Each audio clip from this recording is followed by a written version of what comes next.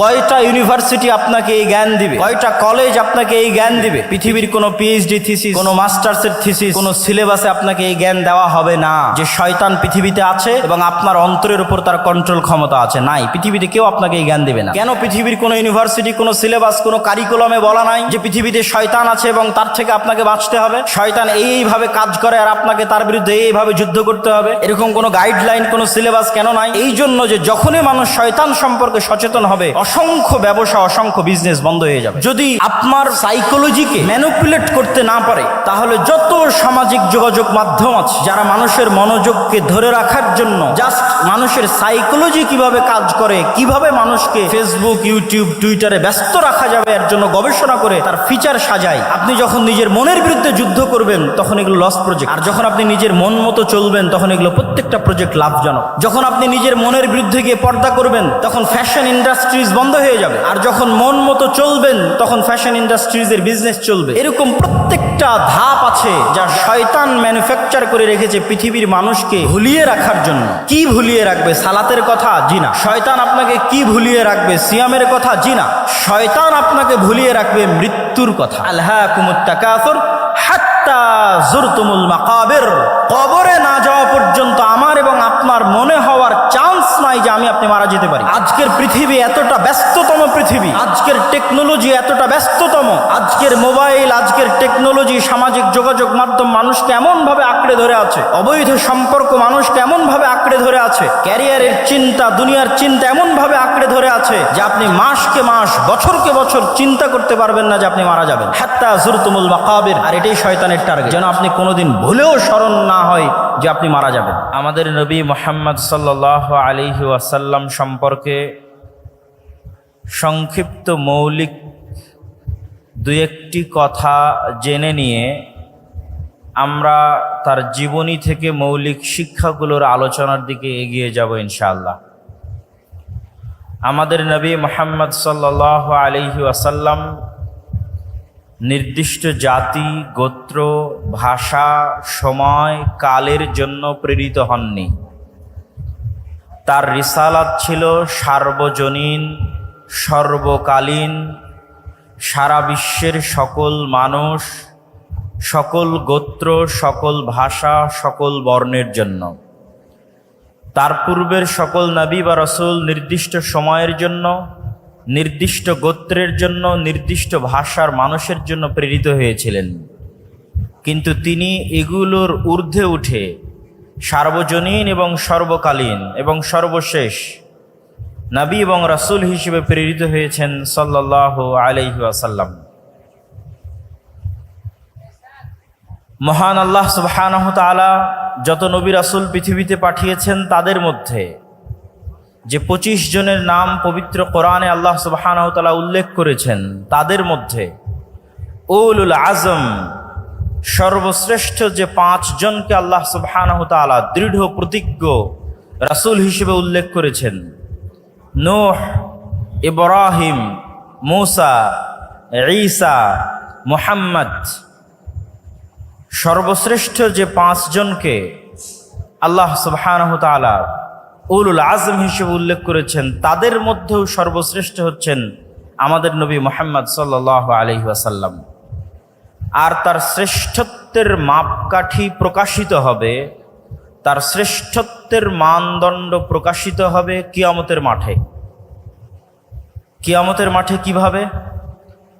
আমরা যখন আজানের শেষে যে দোয়া পাঠ করি, সেই দোয়ায় আমরা বলি, হে আল্লাহ, আপনি মুহাম্মদ সাল্লাল্লাহু আলাইহি ওয়াসাল্লামকে মাকাম মাহমুদ দান করুন। সেই মাকাম মাহমুদ কি? মাকাম মাহমুদ হচ্ছে কিয়ামতের মাঠে আল্লাহ সুবহানাহু ওয়া তাআলা বিচারই শুরু করবেন না। বিচার যখন শুরু করবেন না, তখন কিয়ামতের মাঠের ভয়াবহতায় কাফের, মুশরিক, মুনাফিক তো বহু দূরের কথা, যারা মুমিন নেককার বান্দা তারাও বিপদগ্রস্ত, অসহায় অবস্থার মধ্যে থাকবে। সেই বিপদগ্রস্ত এবং অসহায়ত্ব থেকে বাঁচার জন্য তারা নবীদের শরণাপন্ন হবে। প্রথমে আদম, তারপরে নূহ, তারপরে ইব্রাহিম, তারপরে মূসা, তারপরে ঈসা, এইভাবে যত বড় বড় নবী আছে তাদের কাছে যাবে এবং বলবে, আপনারা আজকে একটু আল্লাহর সাথে কথা বলেন, আল্লাহকে বলেন তিনি যেন দ্রুত বিচার শুরু করে। মানুষের জান্নাত হোক অথবা জাহান্নাম হোক, বিচার হয়ে যাক। বিচারের মাঠে ভয়াবহতা এত বেশি থাকবে। তো সেই দিন কোনো নবী এবং রাসূল আল্লাহ সুবহানাহু তাআলার সামনে কথা বলার সাহস করবেন না। যেমনটি পবিত্র কোরআনে আল্লাহ সুবহানাহু তাআলা বলেছেন, মান যাল্লাযী ইয়াশফাউ ইনদাহু ইল্লা বিইজনিহি, আছে কি কেউ কোনো ক্ষমতাধর, শক্তিশালী, পাওয়ারফুল রাজা, বাদশাহ, প্রধানমন্ত্রী, ব্যবসায়ী, সম্পদশালী, যে সাহস করবে কিয়ামতের মাঠে আল্লাহর সাথে কথা বলার, আল্লাহর অনুমতি ব্যতীত? এমনকি কোনো ক্ষমতাধর, শক্তিশালী, সাহসী, বিত্তশালী, সম্পদশালী মানুষ আছে? এটির চ্যালেঞ্জ আল্লাহ সুবহানাহু তাআলা নিজে কোরআন মাজিদে দিয়েছেন আয়াতুল কুরসির মধ্যে। সেই চ্যালেঞ্জের মুখোমুখি হয়ে কোনো নবী রাসূল সেই দিন আল্লাহ সুবহানাহু তাআলার সামনে কথা বলার সাহস করবেন না। আদম আলাইহিস সালাতু ওয়াস সালাম থেকে নিয়ে শুরু করে সকল নবী রাসূল বলবেন, আজকে আল্লাহ সুবহানাহু তাআলা আমার উপর এত রাগান্বিত, আজকে আল্লাহ সুবহানাহু তাআলা আমার প্রতি এত ক্ষিপ্ত যে আজকে আমি তার সামনে কথা বলার মতো আমার কোনো সাহস, কোনো শক্তি আমার নাই।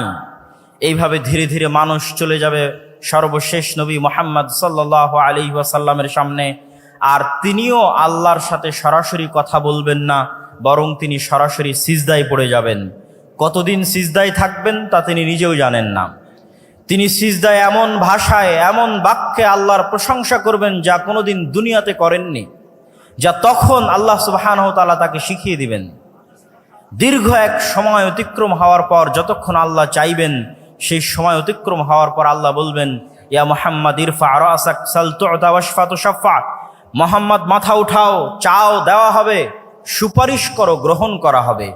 এই যে কিয়ামতের মাঠে আদম থেকে নিয়ে কিয়ামত পর্যন্ত কোটি কোটি মানুষ এবং জিনের সামনে মুহাম্মদ সাল্লাল্লাহু আলাইহি ওয়াসাল্লামের যে শ্রেষ্ঠত্ব প্রকাশ পাচ্ছে, এই শ্রেষ্ঠত্বকেই বলা হয়েছে মাকাম মাহমুদ। আমি মুহাম্মদ সাল্লাল্লাহু আলাইহি ওয়াসাল্লাম সম্পর্কে আমার আলোচনা দীর্ঘায়িত না করে এতটুকু বলেই এই পর্বের আলোচনা শেষ করছি। তিনি পৃথিবীর ইতিহাসের সর্বশেষ নবী এবং রাসূল এবং সর্বশ্রেষ্ঠ মানব, এবং অল্প সময়ের মধ্যে পৃথিবীকে প্রভাবিত করতে পারে এরকম সর্বশ্রেষ্ঠ বিপ্লবের জন্মদাতা। মাত্র 23 বছরে তিনি পৃথিবীতে এমন এক বিপ্লব সৃষ্টি করেছেন যার প্রভাব পৃথিবীর ইতিহাসের সবচেয়ে সুদূর প্রসারী এবং সবচেয়ে প্রভাব বিস্তারকারী বিপ্লব।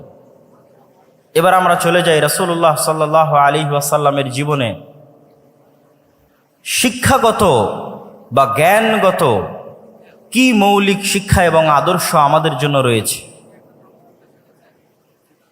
এই পয়েন্টে যাওয়ার আগে একটু ভূমিকা স্বরূপ আমাকে দুটি কথা বলে নিতে হবে। প্রথমত, আমরা জ্ঞান এবং শিক্ষা বলতে কি বুঝব, মুহাম্মদ সাল্লাল্লাহু আলাইহি ওয়াসাল্লামের এনে দেওয়া জ্ঞান এবং শিক্ষা বলতে কি বুঝব, তা জানার জন্য আমাদেরকে একটু ভূমিকা থাকতেই হবে। আল্লাহ সুবহানাহু তাআলা যখন মানুষকে সৃষ্টি করেন, তখন তিনি মানুষের শত্রুও সৃষ্টি করেছেন। একটা গেমিং সফটওয়্যার যখন ডেভেলপ করা হয়, তখন সেখানে যেমন নায়ক থাকে তেমনি এনিমি বা শত্রু থাকে। আমরা যখন মাঠে ফুটবল খেলি তখন দুই পক্ষ থাকে, যখন ক্রিকেট খেলি তখন দুই পক্ষ থাকে। দুই পক্ষ ছাড়া কোনো প্রতিযোগিতা, কোনো খেলা, কোনো গেম সম্ভব নয়।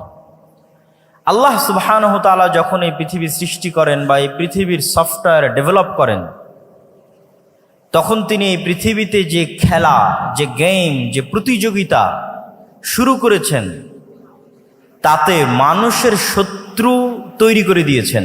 না হলে মানুষ খেলবে কার বিরুদ্ধে, কার সাথে লড়াই করে টিকে থাকবে দুনিয়াতে, কার বিরুদ্ধে যুদ্ধে জয়লাভ করার জন্য তাকে পরকালে পুরস্কার দেওয়া হবে, কার বিরুদ্ধে যুদ্ধ করে পরাজিত হওয়ার জন্য তাকে জাহান্নামে নিক্ষেপ করা হবে। গেম এবং খেলা হতে হবে উভয় পক্ষের পক্ষ থেকে, এবং রেফারিকে হতে হবে ন্যায় বিচারক, এবং সকলকে লেভেল প্লেয়িং ফিল্ড দিতে হবে। যেমনটা নির্বাচনের সময় বলা হয় যে সকল দলকে লেভেল প্লেয়িং ফিল্ড দেওয়া হোক, যেন সমানভাবে সে তার শক্তিকে কাজে লাগাতে পারে। ঠিক এই পৃথিবী ডেভেলপ করার সময় আল্লাহ সুবহানাহু ওয়া তাআলা মানুষ এবং মানুষের শত্রু একই সাথে সৃষ্টি করে দিয়েছেন। একই সময়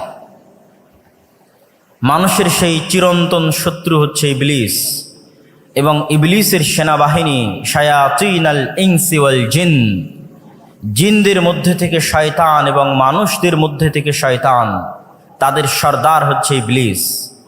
তাদের সাথে চিরন্তন যুদ্ধ আল্লাহ সুবহানাহু ওয়া তাআলা শুরু করে দিয়েছেন মানুষের।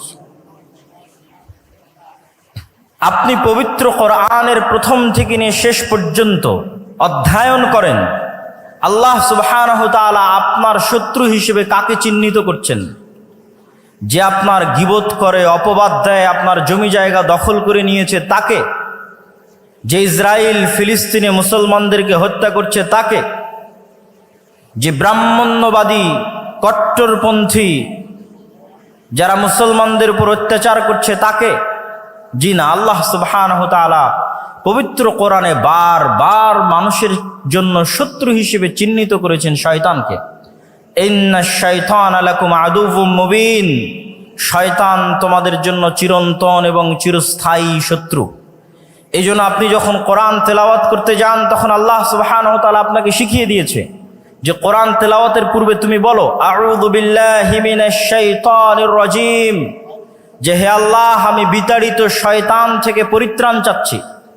শয়তানের অস্তিত্ব কতটা বাস্তব, শয়তান মানুষের কতটা ভয়ঙ্কর শত্রু, যে কোরআনের তেলাওয়াত পর্যন্ত শুরু হচ্ছে শয়তান থেকে পরিত্রাণ চেয়ে। পবিত্র কোরআনের শুরু থেকে নিয়ে শেষ পর্যন্ত এবং রাসূল সাল্লাল্লাহু আলাইহি ওয়াসাল্লামের হাদিসকে যদি আপনি সামনে রাখেন, রাসূলুল্লাহ সাল্লাল্লাহু আলাইহি ওয়াসাল্লামের জীবনীকে যদি আপনি সামনে রাখেন, প্রতিটি কর্মকে যদি আপনি সামনে রাখেন, তাহলে দেখবেন রাসূল সাল্লাল্লাহু আলাইহি ওয়াসাল্লাম প্রত্যেকটা আদেশ, প্রত্যেকটা নিষেধ, প্রত্যেকটা দোয়া, প্রত্যেকটা জিকির তিনি শয়তানের বিরুদ্ধে দিয়েছেন। রাসূলুল্লাহ সাল্লাল্লাহু আলাইহি ওয়াসাল্লাম আমাদেরকে সালাম দেওয়া শিখিয়েছেন, তার জীবনের একটি শিক্ষা। তো সালাম দেওয়া শিখাতে গিয়ে তিনি আমাদের কি বলেছেন? যদি তোমাদের কেউ বাড়িতে প্রবেশ করার সময় সালাম দেয় তাহলে শয়তান বলে লা মাবিতা লাকুম ওয়ালা আশা আলাকুম, এই বাড়িতে তোমাদের থাকার জায়গা নাই, খাওয়ার জায়গা নাই, এই বাড়ি থেকে বের হয়ে যাও। আর যখন তোমাদের কেউ রুমে, ঘরে, বাড়িতে প্রবেশ করার সময় সালাম না দেয় তখন শয়তান বলে এই বাড়ি তোমাদের থাকার জায়গা, এই বাড়ি তোমাদের খাওয়ার জায়গা। শিখালেন সালাম আর কানেক্ট করলেন শয়তানের সাথে। রাসূলুল্লাহ সাল্লাল্লাহু আলাইহি ওয়াসাল্লাম আমাদেরকে শিখালেন খাওয়ার সময় বিসমিল্লাহ বলতে হবে, কিন্তু কানেক্ট করছেন কার সাথে? যদি তোমাদের মধ্যে কেউ খাওয়ার সময় ইদা আকালা আহাদুকুম ওয়ালাম ইয়াযকুর ইসমাল্লাহ, যদি তোমাদের কেউ খাবার গ্রহণ করে আর বিসমিল্লাহ না বলে, ইয়াকুলু মাআহু শাইতান, তাহলে শয়তান তার সাথে ওই খাদ্য গ্রহণ করে। শিখালেন বিসমিল্লাহ কিন্তু সম্পৃক্ত করছেন শয়তানের সাথে।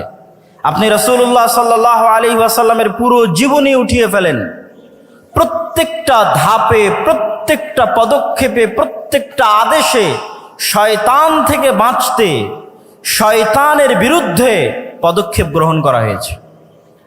তার মানে শয়তান অবাস্তব, অকল্পনীয় কিছু নয়। আমাদের চিরন্তন যে গেম আল্লাহ সুবহানাহু ওয়া তাআলা শুরু করে দিয়েছেন খেলা, এটি শয়তানের বিরুদ্ধে। এবং এই গেমকে, এই খেলাকে লেভেল প্লেয়িং ফিল্ড করার জন্য আল্লাহ সুবহানাহু ওয়া তাআলা মানুষের পক্ষে কিছু ঘোষণা দিয়ে রেখেছেন, শয়তানের পক্ষে কিছু ঘোষণা দিয়ে রেখেছেন। শয়তানের পক্ষে দুটি ঘোষণা। এক, ইবলিসকে পৃথিবীর সবচেয়ে ভয়ঙ্কর শক্তিশালী মেকানিজম আল্লাহ দিয়ে দিয়েছেন। আজকের এই উন্নত আধুনিক বিশ্বে মানুষ কত উন্নত, তারপরও মানুষ অন্তর থেকে অন্তরে কথা ট্রান্সফার করতে পারে না। মোবাইলের হোয়াটসঅ্যাপের মেসেজ বলেন, মেসেঞ্জারের মেসেজ বলেন, আজকে আমার আলোচনা বলেন, লাইভ ভিডিও বলেন, প্রত্যেকটাই আমাদের কান দিয়ে শুনতে হয়। আজকে যদি আমি আমার অন্তর থেকে আপনাদের অন্তরে মেসেজ ট্রান্সফার করতে পারতাম, আমাকে চিল্লিয়ে বলা লাগতো না, মেসেজে লেখা লাগতো না, যেটা আপনি পড়বেন। কেন পড়ার দরকার? কেনই বা শোনার দরকার? আমাকে আল্লাহ এই মেকানিজম দিলে আমি এখানে বসে থেকে আপনাদের অন্তরে মেসেজ দিয়ে দিতাম। কিন্তু এই শক্তিশালী পাওয়ারফুল মেকানিজম আল্লাহ কাকে দিয়েছেন? আপনাদের জিজ্ঞেস করছি, কাকে দিয়েছেন? একটু জোরে বলেন তো, কাকে দিয়েছেন? শয়তানকে দিয়েছেন। ইউসবিসু ফি সুদুরিন নাস, মানুষের অন্তরে সরাসরি ডাইরেক্টলি মেসেজ দিতে পারে শয়তান, ওয়াসওয়াসা দিতে পারে শয়তান। মানুষ দ্বিধায় পড়ে যাবে, তার অন্তরে এখন যে কল্পনা চলছে, এই কল্পনা তার না শয়তানের দেওয়া, আমি আপনি কেউ জানি না। আমরা প্রত্যেক সময়ে যে কাজ করার সিদ্ধান্ত নিচ্ছি এবং আমাদের অন্তরে কথা উদিত হচ্ছে, এই প্রত্যেকটি উদিত হওয়া কথা আমার নিজের না শয়তানের পক্ষ থেকে আমরা জানি না। রাসূলুল্লাহ সাল্লাল্লাহু আলাইহি ওয়াসাল্লাম বলেছেন, এমন কোনো মানুষ নেই ইল্লা ওয়ালাহু কারিনান, যার সাথে দুইজন বন্ধু সব সময় থাকে না। কারিনুম মিনাল মালাইকা ওয়া কারিনুম মিনাশ শাইতান, একজন থাকে ফেরেশতা বন্ধু, আরেকজন থাকে শয়তান বন্ধু। প্রত্যেক মানুষের সাথে সব সময় দুইজন বন্ধু তার সাথে আছে, এক ফেরেশতা বন্ধু, দুই শয়তান বন্ধু। তার অন্তরে প্রত্যেক যা কল্যাণকর কাজের ইচ্ছা জাগে তা সে ফেরেশতার পক্ষ থেকে ইলহাম, আর তার অন্তরে প্রত্যেক যা অকল্যাণকর কাজের ইচ্ছা জাগে তা সে ওয়াসওয়াসা শয়তানের পক্ষ থেকে। আজকে আপনারা এখানে উপস্থিত হয়েছেন, আমি উপস্থিত হয়েছি, এই যে আমাদের অন্তরে এখানে আসার ইচ্ছা জাগ্রত হয়েছে, এই কল্যাণকর কাজের জন্য আমাদের ফেরেশতা বন্ধুর পক্ষ থেকে আমাদের অন্তরে কথা দেওয়া হয়েছে, আমাদের অন্তরে ইচ্ছা জাগ্রত করা হয়েছে। যাই সকালে যখন ফজরে ঘুমিয়ে থাকছি, রাসূলুল্লাহ সাল্লাল্লাহু আলাইহি ওয়াসাল্লাম তখনও বলেছেন শয়তানের কথা। যদি বাস্তব না হতো তিনি কেমনে বলতেন? তিনি বলছেন, শয়তান তখন মানুষের মাথার কাছে গিয়ে বলে, নাম নাম নাম ইন্নাল লাইলা লাতাবিল, হে আদমের সন্তান ঘুমিয়ে থাকো, ঘুমিয়ে থাকো, রাত এখনো অনেক লম্বা। তাহলে আপনি মনে করছেন আমি আমার আরামের জন্য ফজরে ঘুমিয়ে আছি, আর আল্লাহর নবী বলছেন না, আপনার আরামের জন্য নয়, শয়তান আপনার অন্তরে দিচ্ছে তুমি এখন ঘুমিয়ে থাকো। সম্মানিত উপস্থিতি, তাহলে আল্লাহ সুবহানাহু ওয়া তাআলা ইবলিসকে দুইটা ছাড় দিয়েছে। এক, সরাসরি আমাদের অন্তরে কথা দিতে পারে ইবলিস। দুই, কিয়ামত পর্যন্ত তার হায়াত বাড়িয়ে দেওয়া হয়েছে। যতদিন আদম আর আদমের সন্তানেরা পৃথিবীতে বসবাস করবে, ততদিন আদম আর আদমের সন্তানদেরকে শত্রুতামূলক জাহান্নামে নিয়ে যাওয়ার দৃঢ় প্রতিজ্ঞ এবং দৃঢ় পণ নিয়ে কাজ করে যাবে ইবলিস এবং তার সাঙ্গপাঙ্গ এবং সেনাবাহিনী। তাদের ওয়াদার কথা আল্লাহ নিজে কোরআন মাজিদে বলেছেন যে ইবলিস এই মর্মে ওয়াদাবদ্ধ যে আমি একাই জাহান্নামে যাব না, আদম সন্তানদেরকে সাথে নিয়ে জাহান্নামে যাব। এই শত্রুতার ঘোষণা আল্লাহ সুবহানাহু ওয়া তাআলা কোরআনে দিয়েছেন। তাহলে ইবলিস এবং শয়তান যদি অবাস্তব হতো, তাহলে কোরআন আর আল্লাহর নবীর জীবনীতে এইভাবে তিনি শয়তানের প্রতি গুরুত্ব আরোপ করতেন না। সম্মানিত উপস্থিতি, তাহলে এবার লেভেল প্লেয়িং ফিল্ডে ইবলিসের ক্ষমতা অনেক বেশি। তাহলে আদম সন্তানের জন্য কি থাকলো, আমার এবং আপনার জন্য কি থাকলো? কি দিয়ে আমরা শয়তানের বিরুদ্ধে এই যুদ্ধে বিজয়ী হব? এটি রাসূল সাল্লাল্লাহু আলাইহি ওয়াসাল্লামের জীবনের সবচেয়ে বড় মৌলিক শিক্ষা। মহান আল্লাহ সুবহানাহু ওয়া তাআলা পবিত্র কোরআন মাজিদে বলছেন, কুল নাহবিতু মিনহা জামিআ ফাইম্মা ইয়াতিয়ান্নাকুম মিন্নী হুদান ফামান তাবিআ হুদায়া ফালা খাউফুন আলাইহিম ওয়ালা হুম ইয়াহজানুন। আল্লাহ সুবহানাহু ওয়া তাআলা আদেশ দিলেন ইবলিসকে আসমান থেকে নেমে যাওয়ার জন্য, আদেশ দিলেন আদম এবং হাওয়াকে জান্নাত থেকে নেমে যাওয়ার জন্য। আদম এবং হাওয়া আর ইবলিসের গল্প কাল্পনিক নয়, পৃথিবীর সব ধর্ম বইয়ে লেখা আছে। ইহুদিদের বাইবেলে, ইহুদিদের তাওরাতে লেখা আছে, খ্রিস্টানদের বাইবেলে লেখা আছে, মুসলমানদের কোরআনে লেখা আছে। কমন গল্প, সেম কমন। ইবলিস, আদম, হাওয়া তথা সকল নবী একই মেসেজ দিয়েছে। আমাদের সৃষ্টি রহস্য সম্পর্কে সেম মেসেজ দিয়েছেন সকল নবী। তাহলে আল্লাহ সুবহানাহু ওয়া তাআলা বলছেন, আমি ইবলিসকে বললাম আসমান থেকে নেমে যাও, আদমকে বললাম জান্নাত থেকে নেমে যাও। তারপরে ফাইম্মা ইয়াতিয়ান্নাকুম মিন্নী হুদান ফামান তাবিআ হুদায়া, আজ থেকে ইবলিস আর আদম পরস্পরের শত্রু। ইবলিসকে দিয়ে দিলাম এই ক্ষমতা, আর আদমের জন্য কি দিব? আমার পক্ষ থেকে হেদায়েত যাবে আদমের জন্য। ফাইম্মা ইয়াতিয়ান্নাকুম মিন্নি হুদা, আমার পক্ষ থেকে দিক নির্দেশনা যাবে, গাইডলাইন যাবে, কিভাবে তোমরা শয়তানের বিরুদ্ধে যুদ্ধ করবে, শয়তানের বিরুদ্ধে কিভাবে টিকে থাকবে তার ইনস্ট্রাকশন যাবে। নতুন যখন ফ্রিজ কিনেন, কম্পিউটার কিনেন, যে কোনো মেশিনারিজ কিনেন, তখন গাইডলাইন থাকে, ইনস্ট্রাকশন থাকে। যে কোনো গেম যখন আপনি শুরু করবেন খেলা, গাইডলাইন দেওয়া আছে কিভাবে এই গেমটা আপনি খেলবেন। তো এই পৃথিবীতে আপনি শয়তানের বিরুদ্ধে কিভাবে খেলবেন এবং জিতবেন, হারবেন না, তার দিক নির্দেশনা, গাইডলাইন আল্লাহ পাঠাবে, এটা আল্লাহর ওয়াদা। কোরআনে আল্লাহ বলছেন, ফামান তাবিআ হুদায়া ফালা খাউফুন আলাইহিম ওয়ালা হুম ইয়াহজানুন। আমার পাঠানো এই গাইডলাইন, দিক নির্দেশনা যদি মানুষ মেনে নেয়, তাহলে দুনিয়াতে তাদের জন্য কোনো ভীত সন্ত্রস্ত হওয়ার সুযোগ নেই, আর পরকালে আফসোস করার কোনো সুযোগ নেই। দুনিয়াতে কোনো ভয় নাই, পরকালে কোনো আফসোস নাই। তাহলে ওই গাইডলাইনই নবীদের মাধ্যমে আসে কিতাব হিসেবে। ওই গাইডলাইনটা পৌঁছে দেওয়ার জন্য আল্লাহ নবীদের মাধ্যমে কিতাব পাঠান, যার সর্বশেষ কিতাব এবং সর্বশেষ নবী মুহাম্মদ সাল্লাল্লাহু আলাইহি ওয়াসাল্লাম এবং কোরআন। এই জন্য কোরআন আর মুহাম্মদ সাল্লাল্লাহু আলাইহি ওয়াসাল্লামের প্রথম কাজ হচ্ছে মানুষকে শয়তান সম্পর্কে জানানো। শয়তান তোমাদের চিরন্তন শত্রু, জানো, এর থেকে বাঁচতে এই করতে হবে। লেভেল প্লেইং ফিল্ড করার জন্য দ্বিতীয় মানুষের জন্য মহান আল্লাহ সুবহানাহু ওয়া তাআলার ঘোষণা। যতই আল্লাহ মানুষের জন্য দিক নির্দেশনা, গাইডলাইন পাঠাক, তারপরও ইবলিসের ক্ষমতা বেশি। ইবলিস সরাসরি আমার অন্তরে মেসেজ দিতে পারে, আমরা ধোঁকা খেয়ে যাই, মনে করি এটা আমার ইচ্ছা, অতএব চলো আমি এখন গান শুনবো, অতএব চলো এখন অবৈধ রিলেশনশিপে ব্যস্ত হব। যে কোনো অন্যায় কাজ, সে অন্যায় কাজে আমি মনে করি আমার শান্তি, আমার আনন্দের জন্য করছি, কিন্তু আসলে ইবলিস দিচ্ছে। এইটার জ্ঞান কয়জনের কাছে আছে? কয়টা ইউনিভার্সিটি আপনাকে এই জ্ঞান দিবে?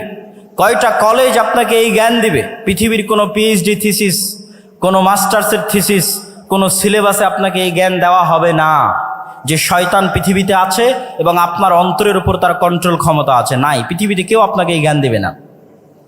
পৃথিবীতে যেখানে যাবেন সবাই আপনাকে বলবে তুমি তোমার মন মতো চলো, তোমার মনে যেটা ভালো লাগে সেটা করো। একমাত্র আল্লাহ, কোরআন এবং আল্লাহর নবী বলবে না, ফুল স্টপ।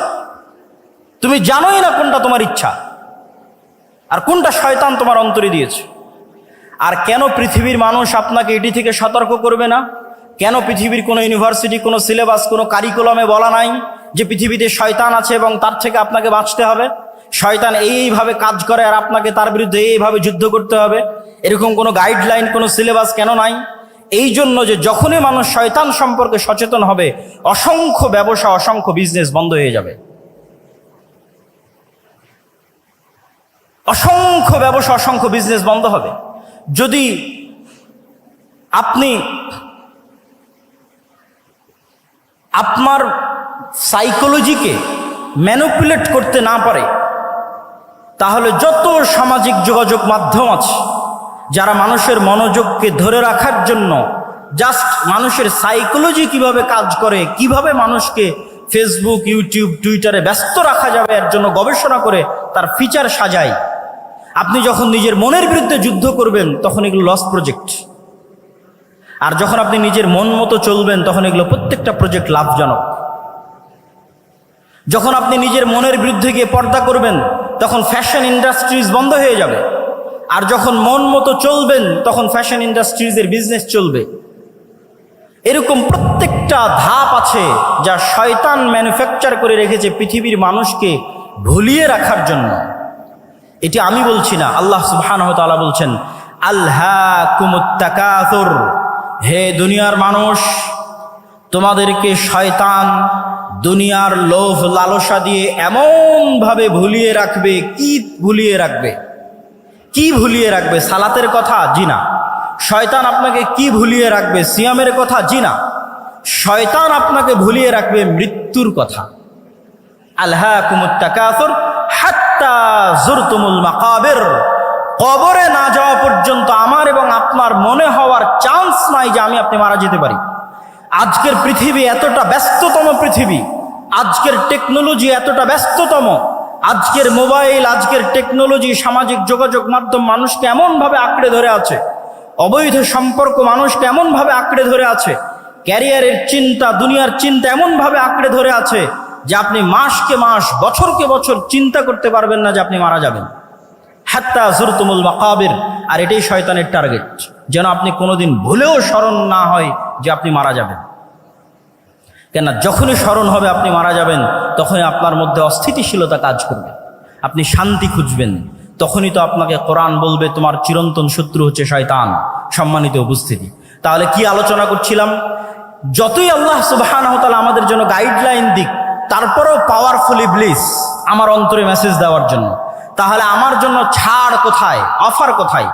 আল্লাহ সুবহানাহু ওয়া তাআলা এবার আমাদের জন্য ছাড় এবং অফারের ঘোষণা দিচ্ছেন। এটা হচ্ছে ইসলামের আরেকটি বড় মৌলিক মূলনীতি। সেটি কি? শয়তান মানুষকে গাইডলাইন থাকার পরও ওয়াসওয়াসা দেওয়ার মাধ্যমে পথভ্রষ্ট করতো যত গুনাহ করাবে, যত গুনাহ করাবে, যত ভয়ঙ্কর থেকে ভয়ঙ্কর গুনাহ হোক না কেন, শিরকের মতো গুনাহ হোক, হত্যার মতো গুনাহ হোক, জেনা ব্যভিচারের মতো গুনাহ হোক, যত বেশি পরিমাণে গুনাহ হোক না কেন, আসমান জমিন ভর্তি গুনাহ হোক না কেন, আল্লাহ সুবহানাহু ওয়া তাআলার পক্ষ থেকে মানুষের জন্য অফার শয়তানের বিরুদ্ধে যাওয়ার জন্য, শয়তানকে পরাজিত করার জন্য। যে এত বিশাল লম্বা গুনাহের পরেও মানুষ যদি অনুসূচিত হয়ে আল্লাহ সুবহানাহু ওয়া তাআলাকে বলে, হে আল্লাহ আমার ভুল হয়ে গেছে, আপনি আমাকে ক্ষমা করে দিন, তাহলে মানুষের কে গুনাহ করার জন্য শয়তান যা চেষ্টা করেছে, যা পরিশ্রম করেছে, সকল চেষ্টা সকল পরিশ্রমকে পণ্ড করে দিয়ে আল্লাহ সুবহানাহু ওয়া তাআলা মানুষকে ক্ষমা করে দিবেন। বলেন আল্লাহু আকবার। এই একটা অফার দিয়ে মানুষ জান্নাতে চলে যাবে, কিন্তু মানুষকে ক্ষমা তো চাইতে হবে। ইসলামে এমন কোনো গুনাহ নাই যেই গুনাহের ক্ষমার রাস্তা আল্লাহ সুবহানাহু ওয়া তাআলা দেননি। ইসলামে ক্ষমার অযোগ্য কোনো অপরাধ নাই। হ্যাঁ, তবে শ্বাস থাকা পর্যন্ত। আপনি মৃত্যুবরণ করলেন কিয়ামতের মাঠে, তখন শুধু একটা গুনাহ ক্ষমা হবে না, সেটা শিরক। যা আমি আসবো, যে ইসলামের সবচেয়ে বড় মৌলিক শিক্ষার একটি হচ্ছে তাওহীদ এবং শিরক না করা। আসবো ইনশাল্লাহ ধীরে ধীরে। তাহলে জীবদ্দশায় যতক্ষণ নিঃশ্বাস আছে ততক্ষণ এমন কোনো অপরাধ নাই যেই অপরাধ ক্ষমার অযোগ্য আল্লাহর দরবারে। প্রত্যেকটা অপরাধ ক্ষমার যোগ্য হতে মানুষকে ক্ষমা চাইতে হবে। যদি মানুষের সাথে সম্পৃক্ত অপরাধ হয় তো মানুষের কাছে ক্ষমা চাইবে। যদি মানুষের হক মেরে নেওয়া সংক্রান্ত অপরাধ হয় তো মানুষের হক আদায় করে দিবে। যদি আল্লাহর সাথে সম্পৃক্ত গুনাহ হয় তো আল্লাহর কাছে ক্ষমা চেয়ে নিবে। এই ক্ষমা চাওয়ার মাধ্যমে সেই ইবলিসকে পরাজিত করবে। কিন্তু ইবলিস আপনার অন্তরে ভয় দিবে। ইবলিসের একটা বড় বিজনেস হচ্ছে মানুষকে দারিদ্রতার ভয় দেখায়, মানুষকে নিরাশা করে। লা তাকনাতু মির রাহমাতিল্লাহ। ইবলিস আপনাকে ভয় দেখাবে আপনি অনেক বড় গুনাহগার, আপনি ক্ষমা চাইতে পারেন না, আল্লাহর দরজা আপনার জন্য বন্ধ হয়ে গেছে। আপনার অন্তরে হতাশা সৃষ্টি করবে। এটাই শয়তানের বিরুদ্ধে যুদ্ধ, যে ইসলামে কোনো হতাশা নাই। আপনি গুনাহগার যত বড়ই হন না কেন, আল্লাহ সুবহানাহু ওয়া তাআলার কাছে ক্ষমা চাইলে আল্লাহ ক্ষমা করে দিবে। এবং ইসলামে দারিদ্রতারও কোনো ভয় নাই। সেই পয়েন্টগুলো তো আমি আসবো ইনশাআল্লাহ। তাহলে শয়তানের এই আলোচনা থেকে এতটুকু কি পরিষ্কার হলো যে নবী এবং রাসূলকে পাঠানো হয়েছে, কোরআনকে পাঠানো হয়েছে মানুষকে একটা গাইডলাইন দেওয়ার জন্য, শয়তানের বিরুদ্ধে যুদ্ধ করার জন্য। কিন্তু এই জ্ঞান, এই যে গাইডলাইনের যে জ্ঞান, শয়তানের অস্তিত্বের যে জ্ঞান, এই জ্ঞানগুলো একসময় পৃথিবী থেকে উঠে যাবে এবং মানুষ পশুতে পরিণত হয়ে যাবে। রাসূলুল্লাহ সাল্লাল্লাহু আলাইহি ওয়াসাল্লাম বলছেন, ইন্নাল্লাহা লা ইয়াকবিদুল ইলমা ইনতিজাআন ইয়ানতাজিউহু মিনাল ইবাদ ওয়ালাকিন ইয়াকবিদুল ইলমা বিকবদিল উলামা। আল্লাহ সুবহানাহু ওয়া তাআলা জ্ঞানকে ছিনিয়ে নেন না। আল্লাহ সুবহানাহু ওয়া তাআলা জ্ঞানকে ছিনিয়ে নেন না, বরং আল্লাহ সুবহানাহু ওয়া তাআলা জ্ঞানকে উঠিয়ে নেন আলেমদের মৃত্যুর মাধ্যমে। জ্ঞান উঠে যাবে। রাসূলুল্লাহ সাল্লাল্লাহু আলাইহি ওয়াসাল্লাম আর এক হাদিসে বলেছেন, ইউরফাউল ইলম ওয়া ইউনজালুল জাহল। জ্ঞান উঠে যাবে, মূর্খতা বর্ষণ করা হবে পৃথিবীতে। মূর্খতা বৃষ্টির মতো বর্ষিত হবে আর জ্ঞান উঠে যাবে। আজকে যেহেতু আমাকে ইসলামের জ্ঞান কেন্দ্রিক মূলনীতি আলোচনা করতে বলা হয়েছে, তাহলে আপনাদের কাছে আমার প্রশ্ন, আমরা তো দিন দিন জ্ঞানের জগতে, ঊর্ধ্ব জগতে এগিয়ে যাচ্ছি, জ্ঞান এবং বিজ্ঞানের শীর্ষে আরোহণ করছি। সেখানে আল্লাহর নবী বলছেন জ্ঞান উঠে যাবে এবং মূর্খতা বর্ষিত হবে।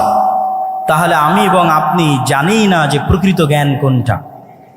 যেই জ্ঞান আমাদের ইউনিভার্সিটি, আমাদের কলেজের সিলেবাসের মধ্যেই নাই, সেই জ্ঞানের আলোচনায় আজকে আমরা করছি। এই জ্ঞানটা উঠে যাবে। শয়তানের অস্তিত্বের জ্ঞান, শয়তানের সাথে যুদ্ধ করার জ্ঞান, শয়তানকে পরাজিত করার জ্ঞান, শয়তানের সাথে যুদ্ধ করে জিতে থাকার জ্ঞান পৃথিবী থেকে উঠে যাবে। তখন মানুষ ধীরে ধীরে পশুতে পরিণত হবে। আমরা এবং আপনারা স্বাভাবিক মানবিকতা বোধ হারিয়ে পশুতে পরিণত হব। সম্মানিত উপস্থিতি, এখন আসি আমরা শয়তানকে পরাজিত করব কিভাবে। রাসূলুল্লাহ সাল্লাল্লাহু আলাইহি ওয়াসাল্লাম তার জীবনী থেকে কি এমন শিক্ষা আমাদেরকে দিয়ে গেছেন যার মাধ্যমে আমরা শয়তানকে পরাজিত করতে পারি। রাসূলুল্লাহ সাল্লাল্লাহু আলাইহি ওয়াসাল্লাম ওই হাদিসটি যখন বললেন যে প্রত্যেক মানুষের সাথে দুইজন বন্ধু আছে, একজন শয়তান, একজন ফেরেশতা, তখন এক সাহাবী আল্লাহর নবীকে জিজ্ঞেস করছে, আল্লাহর নবী, আপনার সাথেও কি শয়তান বন্ধু আছে? এটি খুবই আশ্চর্যজনক একটি হাদিস। এখান থেকে আমাদের আজকের আলোচনা শুরু হবে। তখন রাসূলুল্লাহ সাল্লাল্লাহু আলাইহি ওয়াসাল্লাম বলছেন, হ্যাঁ, আমার সাথেও শয়তান আছে, তবে আমার শয়তান ইসলাম গ্রহণ করেছে, বা শাব্দিক অর্থ বললে আত্মসমর্পণ করেছে, সারেন্ডার করেছে। ইসলাম শব্দের শাব্দিক অর্থ কিন্তু আত্মসমর্পণ করা, সারেন্ডার করা। তাহলে আল্লাহর নবীর সাথেও শয়তান আছে, কিন্তু তার শয়তান আত্মসমর্পণ করেছে, সারেন্ডার করেছে। এখন প্রশ্ন, আমাদের সাথে যে শয়তান আছে সে কিভাবে আত্মসমর্পণ করবে, সে কিভাবে সারেন্ডার করবে? শাহ ওলিউল্লাহ মুহাদ্দিস দেহলভী তার হুজ্জাতুল্লাহিল বালেগার মধ্যে লিখছেন, এই হাদিসকে সামনে রেখে তিনি আলোচনা করছেন যে মানুষের অন্তরে সবসময় দুইটা গ্রুপের লড়াই চলে, রূহে রব্বানি আর নফসে শয়তানি। মানুষের যে রুহের জগতে ছিল, সেই রূহ আল্লাহকে মানার ওয়াদা করেই পৃথিবীতে এসেছে। তাহলে প্রত্যেকটা মানুষ জন্মগতভাবে মুসলিম। আর এক হাদিসে রাসূল সাল্লাল্লাহু আলাইহি ওয়াসাল্লাম স্পষ্ট করেছেন যে প্রত্যেক মানুষ জন্মগতভাবে মুসলিম। তাহলে রূহে রব্বানি, যেই রূহে রব্বানির মাধ্যমে ফেরেশতা ইলহাম দেয় আপনার অন্তরে ভালো কাজের, আর নফসে শয়তানি, যার মাধ্যমে শয়তান ওয়াসওয়াসা দেয় মন্দ কাজের, এই দুইটার যুদ্ধ সবসময় চলতে থাকে। এখন মানুষ তার স্বভাব চরিত্র দিয়ে, তার কাজ দিয়ে কোনটাকে তার অন্তরে বিজয়ী করবে আর কোনটাকে তার অন্তরে পরাজিত করবে, সেটির সিদ্ধান্ত মানুষের। একটা হচ্ছে রূহে রব্বানি, যার মাধ্যমে ফেরেশতা কাজ করে, নফসে শয়তানি, যার মাধ্যমে শয়তান কাজ করে। আপনি যদি নফসে শয়তানিকে পরাজিত করতে চান, তাহলে ফেরেশতাকে জিততে দিতে হবে। ফেরেশতাকে জিততে দেন, অটোমেটিক শয়তান আপনার অন্তরে সংকুচিত হয়ে যাবে, পরাজিত হয়ে যাবে। ফেরেশতাকে জিততে দিবেন কিভাবে? আপনাকে আরেকটা ইসলামের মৌলিক শিক্ষা বলে যাই। সবসময় দেখবেন রাসূল সাল্লাল্লাহু আলাইহি ওয়াসাল্লাম এবং আল্লাহ সুবহানাহু ওয়া তাআলা ফেরেশতার শয়তানকে পরস্পরের মুখোমুখি করে দাঁড় করিয়েছে। লা তাদখুলুল মালাইকাতু ফি বাইতিন, ওই বাড়িতে রহমতের ফেরেশতা প্রবেশ করে না যেই বাড়িতে ছবি মূর্তি আছে, যেই বাড়িতে কুকুর আছে। তাহলে কি দাঁড়ালো? ফেরেশতারা কি সবসময়, ফেরেশতারা হচ্ছে লা ইয়ামাসসুহু ইল্লাল মুতাহহারুন, ফেরেশতারা সবসময় পবিত্র থাকে। তাহলে কি দাঁড়ালো? ফেরেশতা ছবি মূর্তি পছন্দ করে না, ফেরেশতা কুকুর পছন্দ করে না, ফেরেশতা সবসময় পবিত্র থাকে। আর এক হাদিসে রাসূল সাল্লাল্লাহু আলাইহি ওয়াসাল্লাম বলছেন, মা মিন মাওদিউ শিবরিন, আসমানের এমন কোনো এক বিঘত জায়গাও খালি নাই, ইল্লা, যেই জায়গায় এমন কোনো ফেরেশতা নাই যে হয় সিজদারত আছে, না হয় রুকুরত আছে, না হয় আল্লাহ সুবহানাহু ওয়া তাআলার তাসবিহ এবং তাহলিল পাঠরত আছে। সুবহানাল্লাহি বিহামদিহি সুবহানাল্লাহিল আযীম, আল্লাহ সুবহানাহু ওয়া তাআলার বড়ত্ব এবং মহত্ব বর্ণনা করা অবস্থায় আছে। তাহলে সারমর্ম দাঁড়াচ্ছে, আপনি যদি ফেরেশতাকে জিততে দিতে চান, তাহলে ফেরেশতার স্বভাব আপনার মধ্যে বেশি বেশি নিয়ে আসতে হবে। আপনি আজকে থেকে প্র্যাকটিক্যাল বাস্তবায়ন করেন, থিওরি তো বললাম, প্র্যাকটিক্যাল বাস্তবায়ন করেন। আপনি এখন থেকে উঠে গিয়ে কোনো সময় অপবিত্র হবেন না, কেননা ফেরেশতা অপবিত্র নয়, পবিত্র। যখনই আপনার অজু ভাঙবে তখনই অজু করবেন, যখনই ফরজ গোসল হবে তখনই গোসল করবেন, তথা আপনি সব সময় পবিত্র থাকতেছেন। মানে আপনার অন্তরে আপনি রূহে রব্বানি, ফেরেশতা শক্তিকে বিজয়ী হওয়ার সুযোগ করে দিচ্ছেন। আর আপনার অন্তরে অটোমেটিক শয়তান তখন সংকুচিত হয়ে যাবে, পলাতক এবং পরাজিত হয়ে যাবে। ওই যে আল্লাহর নবী বলল আমার শয়তান আত্মসমর্পণ করেছে, আপনার শয়তান আত্মসমর্পণ করবে। আপনি ছবি মূর্তি থেকে দূরে সরে যান, আপনি তাসবিহ এবং তাহলিল পাঠ করেন, জিকির এবং আযকার করেন, এগুলো ফেরেশতার স্বভাব। তখন আপনার অন্তরে রূহে রব্বানি বিজয়ী হবে। আর যদি আপনি মনে করেন আপনি আপনার অন্তরে ফেরেশতাকেই পরাজিত করবেন আর শয়তানকে বিজয়ী করবেন, তাহলে বেশি খেতে হবে, বেশি ঘুমাতে হবে, বেশি অপবিত্র থাকতে হবে। এই জন্য যারা শয়তানের গোলাম হয়, যারা শয়তানের দাস হয়, প্রকৃত অর্থে যারা শয়তানের ইবাদত করে, তাদের ইনস্ট্রাকশনের মধ্যে দেওয়া থাকে তাকে অপবিত্র থাকতে হবে। টানা 40 দিন গোসল অজু কিছুই করা যাবে না। যেখানে পেশাব পায়খানা করবে ওখানেই খাদ্য গ্রহণ করতে হবে, যাতে মানুষকে তার মনুষ্যত্বের জায়গা থেকে নিচে নামানো যায়। মানুষকে আল্লাহ সর্বশ্রেষ্ঠ সৃষ্টি হিসেবে সৃষ্টি করেছে। মানুষকে তার মনুষ্যত্বের জায়গা থেকে নিচে নামানোর জন্যই LGBTQ। ফেরাউন মানুষত্বের জায়গা থেকে নিচে নামেই কেন? ফেরাউন পুরুষ ছিল, অহংকারের কারণে কাফের হয়ে গেছে, কিন্তু আর মনুষ্যত্বের জায়গা থেকে নিচে নামেন। নমরুদ কাফের ছিল, মুশরিক ছিল। আবু জাহাল, আবু লাহাব কাফের মুশরিক ছিল, কিন্তু মানুষ ছিল। মানুষত্বের জায়গা থেকে, পৌরুষত্বের জায়গা থেকে নিচে নামেন। কিন্তু শয়তান আমাকে এবং আপনাকে চায়, বর্তমান পৃথিবী চায়, বর্তমান পৃথিবীর গ্লোবাল সিস্টেম চায় যে মানুষ তো শয়তানের শিক্ষা, শয়তান সম্পর্কে জানুক, এটা তো বহু দূরের কথা। মানুষ যেন শয়তানের গোলাম হতে হতে তার স্বাভাবিক যে চাল চরিত্র আছে সেটি থেকেও যেন নিচে নেমে যায়। এই জন্য আপনাকে যেমন অপবিত্র থাকার প্রতি শয়তান উৎসাহিত করবে, ঠিক তেমনি আপনি পুরুষ আছেন অথচ আপনাকে কল্পনা করতে বলা হবে যেন আপনি নারীর মতো কল্পনা করেন। এটি আপনাকে স্বাভাবিক মানুষ থেকে নিচে নামিয়ে দিবে, ফেরাউনের চেয়ে জঘন্য করে দিবে, আবু লাহাব আবু জাহালের চেয়ে জঘন্য করে দিবে। তখন আপনি শয়তানের পরিপূর্ণরূপে গোলাম হয়ে যাবেন। সম্মানিত উপস্থিতি, তাহলে আমরা আলোচনা করছিলাম যে রাসূলুল্লাহ সাল্লাল্লাহু আলাইহি ওয়াসাল্লাম আমাদেরকে শয়তান থেকে বাঁচার জন্য কি করতে হবে? আমার অন্তরে, আমিও পারবো আমার অন্তরে নাফসে শয়তানিকে আত্মসমর্পণ করাতে, আমার রূহে রব্বানি ফেরেশতা স্বভাবের সামনে। আর আমি যদি চাই আমি শয়তানকেও বিজয়ী করতে পারবো আমার অন্তরে, তখন আমি পরিপূর্ণরূপে শয়তানের গোলাম হয়ে যাব। ইসলামের শিক্ষার সারমর্ম এটি যে আপনাকে শয়তানের বিরুদ্ধে যুদ্ধ করতে হবে। এবং শয়তানের বিরুদ্ধে যুদ্ধ করতে গিয়ে ইসলামের মৌলিক শিক্ষাগুলোর যদি আমি সারমর্ম করি, তার একটি বড় শিক্ষা হচ্ছে তাওহীদ, আরেকটি বড় শিক্ষা হচ্ছে সালাত। তাওহীদ এবং সালাত কিভাবে শয়তানের বিরুদ্ধে যুদ্ধ করে আপনাকে আমি দেখাই। তাওহীদ হচ্ছে ইসলামের মৌলিক বিশ্বাস, যা প্রচার করতে পৃথিবীতে সব নবী রাসূল এসেছে, যা প্রচার করতে কোরআন এসেছে, যা প্রচার করতে মুহাম্মদ সাল্লাল্লাহু আলাইহি ওয়াসাল্লাম এসেছেন। সেটি কি? আমার এবং আপনার অন্তরে এককভাবে, অদ্বিতীয়ভাবে শুধুমাত্র একটি সত্তারই জায়গা হবে, তিনি হচ্ছেন আল্লাহ সুবহানাহু ওয়া তাআলা। তিনি রব হিসেবে একক, ইলাহ হিসেবে একক এবং অদ্বিতীয়, নাম এবং গুণাবলীতে একক এবং অদ্বিতীয়। রব হিসেবে একক এবং অদ্বিতীয় পৃথিবীর সবাই মানে, ইহুদি, খ্রিস্টান, বৌদ্ধ, হিন্দু সবাই আল্লাহকে রব হিসেবে একক এবং অদ্বিতীয় মানে, যে আল্লাহ সৃষ্টিকর্তা, আল্লাহ সুবহানাহু ওয়া তাআলা বৃষ্টি বর্ষণকারী, আল্লাহ সুবহানাহু ওয়া তাআলা পাহাড় নদী নালার প্রবাহিতকারী, স্থাপনকারী, আমার আপনার সৃষ্টিকারী সবাই মানে। কিন্তু আল্লাহ সুবহানাহু ওয়া তাআলাকে ইলাহ হিসেবে একক এবং অদ্বিতীয় কেউ মানে না, মুসলমানও মানে না।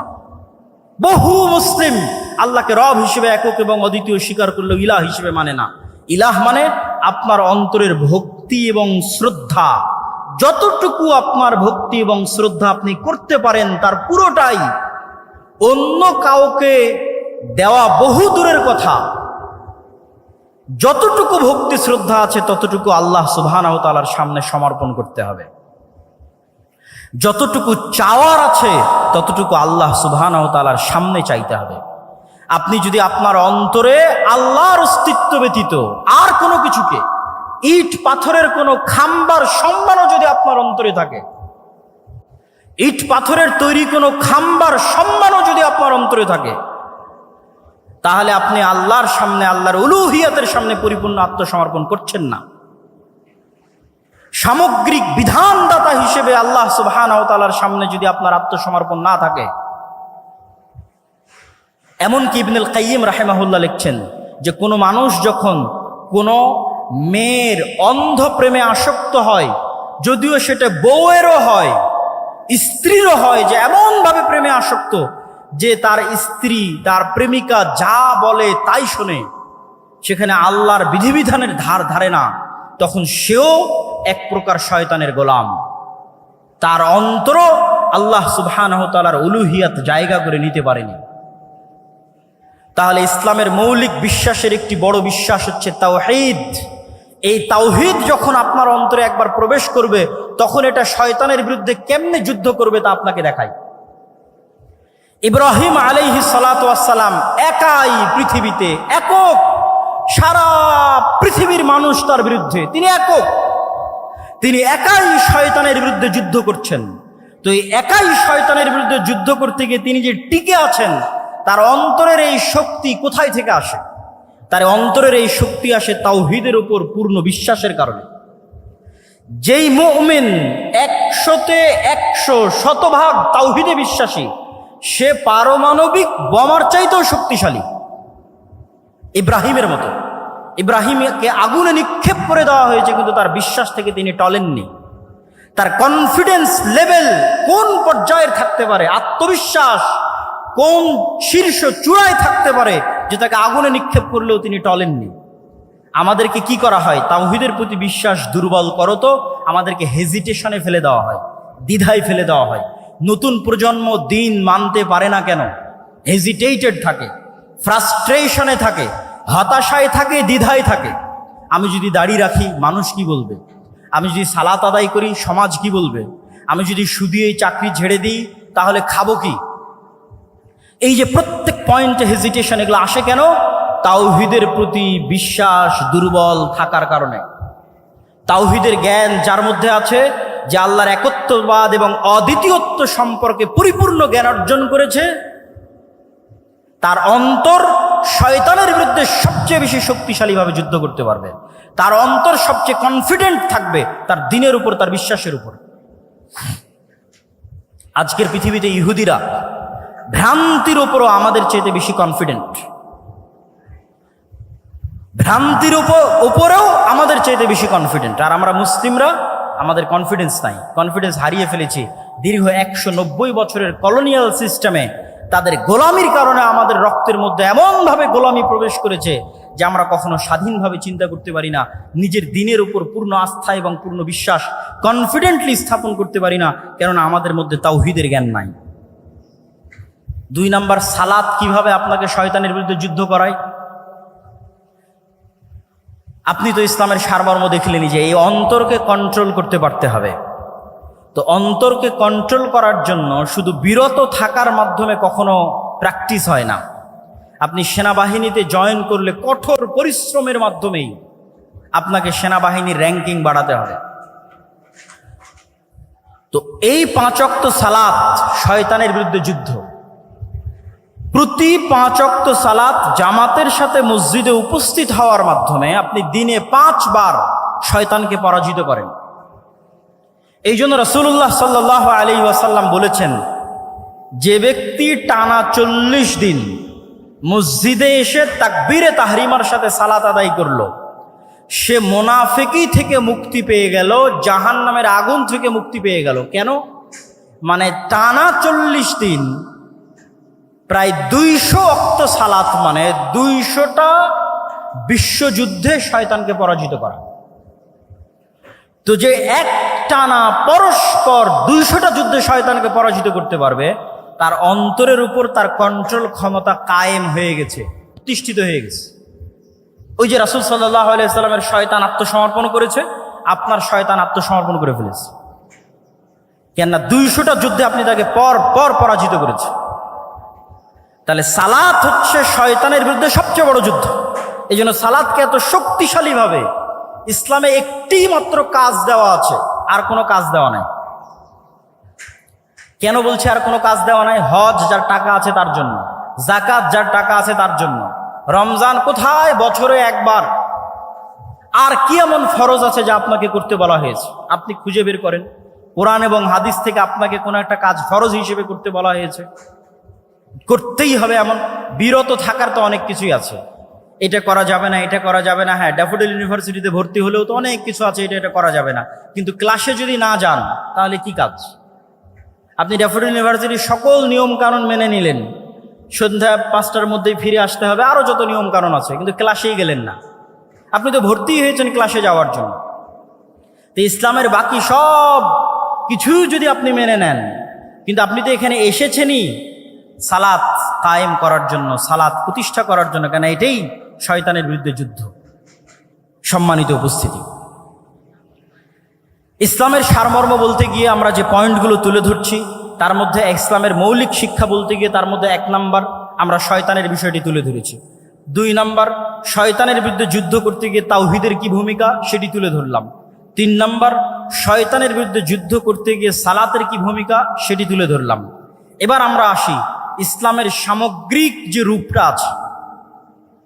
ইন্নাদ-দীনা ইনদাল্লাহিল ইসলাম, Islam is a complete code of life. আমরা তো সবাই মুখস্থ, কিন্তু এটিকে আমরা বাস্তবে বুঝি যে ইসলাম হচ্ছে মানুষের সকল সামগ্রিক জীবনের বিধিবিধান, ব্যক্তি জীবন, পারিবারিক জীবন, সামাজিক জীবন, রাষ্ট্রীয় জীবন, প্রত্যেকটা জীবন, প্রত্যেকটা ধাপ কিভাবে চলবে তার পরিপূর্ণ দিক নির্দেশনা ইসলামে দেওয়া আছে। এই পরিপূর্ণ দিক নির্দেশনা সম্পর্কে আল্লাহ সুবহানাহু ওয়া তাআলা কোরআন মাজিদে বলেছেন, ওমাই ইয়াবতাগি গায়রাল ইসলামি দীনা, যে ব্যক্তি ইসলামের এই কমপ্লিট কোড অফ লাইফ থাকার পরে অন্য আর কোনো জীবন বিধান অনুসন্ধান করবে, তার পক্ষ থেকে সেটি গ্রহণ করা হবে না। আজকে নতুন করে বাংলাদেশে লালনবাদ, মানে ইসলাম যদি কমপ্লিট কোড অফ লাইফ আপনি মনে না করেন, তো আপনার কোনো না কোনো কিছু পূরণ করার জন্য কোনো না কোনো থিওরি লাগবে। রাষ্ট্র পরিচালনার জন্য গণতান্ত্রিক থিওরি লাগবে, ডেমোক্রেটিক্যাল অবকাঠামো লাগবে, ঠিক আরও অনেক কিছুর জন্য আরও অনেক কিছু লাগবে, সেগুলো বলতে চাচ্ছি না। কিন্তু আপনাকে বুঝতে হবে যে ইসলাম হচ্ছে একটি সামগ্রিক জীবন বিধান এবং পৃথিবীর সকল মানুষের জন্য, এবং পৃথিবীর সকল মানুষ আল্লাহ সুবহানাহু ওয়া তাআলার কাছে সমান। ইসলামের কাছে পৃথিবীর সকল মানুষ সমান, সাদা কালো, হিন্দু বৌদ্ধ খ্রিস্টান মুসলিম, সকল মানুষ মানুষ হিসেবে সমান। আল্লাহ সুবহানাহু ওয়া তাআলা পবিত্র কোরআন মাজিদে বলছেন, ইয়া আইয়ুহান নাস ইন্না খালাকনাকুম মিন যাকারিন ওয়া উনসা, আমি তোমাদেরকে সৃষ্টি করেছি এক পুরুষ এবং এক নারী হতে। ওয়া জাআলনাকুম শুউবান ওয়া কাবাইলা, আর তোমাদেরকে জাতি গোত্রে ভাগ করে দিয়েছি। তাহলে সব মানুষকে আল্লাহ মানুষ হিসেবে সম্বোধন করেছেন, আদমের সন্তান হিসেবে সম্বোধন করেছেন। আল্লাহর নবী কি বলেছেন? ইয়া আইয়ুহান নাস, হে দুনিয়ার মানুষ, ইন্না রাব্বাকুম ওয়াহিদ, তোমাদের প্রতিপালক একজন, ওয়া ইন্না আবাকুম ওয়াহিদ, আর তোমাদের সকলের পিতা একজন। জো বাইডেনের পিতা আর ডক্টর ইউনূসের পিতা একজন। ইন্না আবাকুম ওয়াহিদ, তোমাদের সকলের পিতা একজন, তিনি হচ্ছে আদম। অতএব পৃথিবীর সকল মানুষ সমান, নো ডিসক্রিমিনেশন, কোনো বৈষম্য নাই আল্লাহ সুবহানাহু ওয়া তাআলার কাছে। ইসলামের কাছে কোনো বৈষম্য নাই। তাহলে ইসলামের যোগ্যতার মাপকাঠি কি? যেমন ছাত্ররা কোটার বিরুদ্ধে আন্দোলন করেছে, কোটা সংস্কার। ইসলামে কোনো কোটা সিস্টেম আছে নাকি জান্নাতে যাওয়ার জন্য? নাই। ইসলামের যোগ্যতার মাপকাঠি এমন যেটা সকলেই অর্জন করতে পারবে। ইন্না আকরামাকুম ইনদাল্লাহি আতকাকুম, তুমি কালো হও, সাদা হও, তুমি টাকা পয়সাওয়ালা হও আর গরিব হও আর ধনী হও, যে লেভেলে থাকো না কেন, প্রধানমন্ত্রী হও আর রিক্সাওয়ালা হও, জান্নাতে যাওয়ার জন্য কোনো কোটা নাই। একটাই সিস্টেম যেটা প্রধানমন্ত্রীও আয়ত্ত করতে পারবে, রিক্সাওয়ালাও আয়ত্ত করতে পারবে, সেটা তাকওয়া, পরহেজগারিতা, আল্লাহ ভীরুতা। ওমাই ইয়াত্তাকিল্লাহ ইয়াজআল লাহু মাখরাজা ওয়া ইয়ারযুকহু মিন হাইথু লা ইয়াহতাসিব, আর যে ব্যক্তি আল্লাহকে ভয় করবে, আল্লাহ পৃথিবীতে চলার জন্য তার রাস্তা বের করেই দিবেন। যেভাবেই হোক, যেখান থেকেই হোক, তার রাস্তা আল্লাহ বের করবেনই করবেন। ওয়া ইয়ারযুকহু মিন হাইথু লা ইয়াহতাসিব, আর এমন জায়গা থেকে আল্লাহ তার রিজিকের ব্যবস্থা করে দিবেন যেখান থেকে সে নিজেও কল্পনা করতে পারে না। ওয়ামান ইয়াতাওয়াক্কাল আলাল্লাহ ফাহুয়া হাসবুহ, আর যে ব্যক্তি আল্লাহর উপর পূর্ণ আস্থা রাখে আল্লাহ তার অভিভাবক হিসেবে যথেষ্ট। নি'মাল মাওলা ওয়া নি'মান নাসির, আর তিনি সর্বশ্রেষ্ঠ অভিভাবক। সম্মানিত উপস্থিতি, তাহলে এই আয়াত থেকে ইসলামের সারমর্ম কিন্তু আমাদের সামনে ফুটে উঠল। এবার আমি বলি ইসলামের সফলতার মানদণ্ড কি? সফল তো হবেন তাকওয়া দিয়ে। সফলতার মানদণ্ড কি? তাকওয়া দিয়ে কি অর্জন করতে চান? আমাদের কাছে সাকসেসফুল কেরিয়ারের জন্য অসংখ্য মোটিভেশনাল স্পিকার আছে, স্পিচ আছে, কিন্তু ইসলামের দৃষ্টিতে সাকসেসফুল কেরিয়ার কোনটা? আল্লাহ সুবহানাহু ওয়া তাআলা কোরআন মাজিদে বলছেন, ফামান যুহজিহা আনিন নার ওয়া উদখিলাল জান্নাহ ফাকাদ ফাজ। সফল সেই, সাকসেসফুল কেরিয়ার তারই যে কিয়ামতের মাঠে দেখবে তাকে জাহান্নাম থেকে বাঁচিয়ে দেওয়া হচ্ছে এবং তাকে জান্নাতে প্রবেশ করার সুযোগ দেওয়া হচ্ছে। সে হচ্ছে সাকসেসফুল কেরিয়ারের অধিকারী। সফলতার মানদণ্ড হচ্ছে আমি জান্নাতে যেতে পারলাম কিনা, না আমি জাহান্নামে চলে গেলাম। সম্মানিত উপস্থিতি, আমি ইসলামের সামগ্রিক এবং সার্বিক একটি চেহারা আপনাদের সামনে তুলে ধরি। ব্যক্তি জীবনের আলোচনা হলো, পারিবারিক জীবনে ইসলাম দুটি জিনিস চায়। এক, বংশ সুরক্ষা করতে, মানুষ যেন তার পিতৃ পরিচয় হারিয়ে না ফেলে। এই জন্য জেনা সহ সকল অবৈধ সম্পর্ক নিষিদ্ধ করে দেওয়া হয়েছে। তালাকের যে লম্বা বিধিবিধান এগুলো দেওয়া হয়েছে মানুষের বংশনামা সুরক্ষা করার জন্য। সামাজিক জীবনে ইসলাম কি চায়? সামাজিক জীবনে ইসলাম চায় ন্যায় বিচার, সততা। রাষ্ট্রীয় জীবনে ইসলাম কি চায়? রাষ্ট্রীয় জীবনে সততা এবং ন্যায় বিচারের পাশাপাশি মানুষের 5টি অধিকার নিশ্চিত করতে চায়। আর সততা এবং ন্যায় বিচার ইসলামের সকল মূলনীতির সারমর্ম, যেটা দিয়ে আজকের বক্তব্য শেষ করে দেব। এতক্ষণ পর্যন্ত যা আলোচনা করলাম, যা আপনাদেরকে ইসলামের দর্শন, ইসলামের থিওরি বোঝানোর চেষ্টা করলাম রাসূল সাল্লাল্লাহু আলাইহি ওয়াসাল্লামের জীবনী থেকে, তার সারমর্ম লুব্বে লুবাব এক বাক্যে যদি শেষ করি, সেটি হচ্ছে সত্যবাদিতা, ন্যায়পরায়ণতা। আজকের এটা বলে আমার বক্তব্য শেষ করে দেব। দুঃখজনক হলেও সত্য, আমরা মুসলমানেরা মনে করে নিয়েছি, ছাত্র ভাইদের দৃষ্টি আকর্ষণ করছি, আমার আলোচনার সকল পয়েন্ট যদি ভুলে যান, এই শেষের পয়েন্টটা আর শুরুতে যে শয়তানের আলোচনা করেছিলাম এই 2টা পয়েন্ট ভুলবেন না। আজকের শেষের এই পয়েন্টটা মনে রাখার চেষ্টা করবেন। আমাদের মধ্যে অনেকেই মনে করে আমি বাংলাদেশে ইসলাম কায়েম করে ফেলবো। কিভাবে ইসলাম কায়েম করবেন? সবাই যদি নামাজি হয়ে যায় ইসলাম কায়েম হয়ে গেল, সবাই যদি পর্দা করে ইসলাম কায়েম হয়ে গেল। জি না, ইসলামের সবচেয়ে বেসিক এলিমেন্ট, সবচেয়ে মূল ভিত্তি হচ্ছে সত্যবাদিতা, ন্যায়পরায়ণতা। বাইতুল মুকাররমের মধ্যে নামাজি মানুষ মারামারি করতেছে, বাইতুল মুকাররমের মধ্যে যার দাড়ি আছে, টুপি আছে, পাঞ্জাবি আছে, সে মারামারি করতেছে। তার মানে কি? তার মানে সে ইসলামের বেসিক এলিমেন্ট সম্পর্কে জানে না। সে মনে করেছে ইসলাম মানে সালাত, সে মনে করেছে ইসলাম মানে হজ, সে মনে করেছে ইসলাম মানে পর্দা। কিন্তু ইসলাম মানে আগে ন্যায়পরায়ণতা, আগে সত্যবাদিতা।